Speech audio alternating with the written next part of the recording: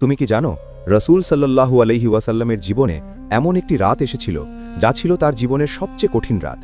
সেই রাতে একা বসে কাঁদছিলেন। তায়েফ, মক্কার বাইরে একটি শহর।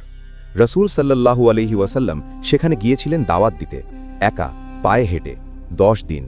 কিন্তু তায়েফের মানুষ শুনল না, বরং উপহাস করল, পাগল বলল, তারপর শহরের বখাটেদের লেলিয়ে দিল। তারা পাথর ছুঁড়তে লাগল।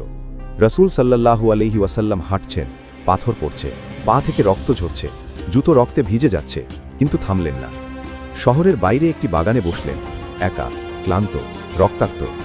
আকাশের দিকে তাকালেন, তারপর বললেন, হে আল্লাহ, আমি তোমার কাছে আমার দুর্বলতার অভিযোগ করছি।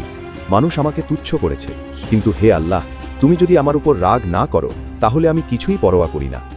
আল্লাহ সাড়া দিলেন। জিবরাইল আলাইহিস সালাম এলেন, বললেন, আল্লাহ তোমার কথা শুনেছেন, চাইলে এই পাহাড় দুটি দিয়ে তায়েফকে ধ্বংস করে দিতে পারি। রসূল সাল্লাল্লাহু আলাইহি ওয়াসাল্লাম বললেন, না, হয়তো তাদের বংশ থেকে এমন মানুষ আসবে যে আল্লাহকে ডাকবে। সেদিনের সেই রক্তাক্ত রাসূল আজ কোটি কোটি মানুষের হৃদয়। আল্লাহ বলেন, নিশ্চয়ই কষ্টের সাথে স্বস্তি আছে।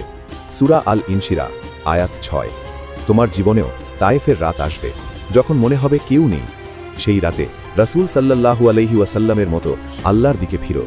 এই গল্পটা শেয়ার করো, কমেন্টে লেখো সুবহানাল্লাহ, আর ফলো করো ইনশাআল্লাহ।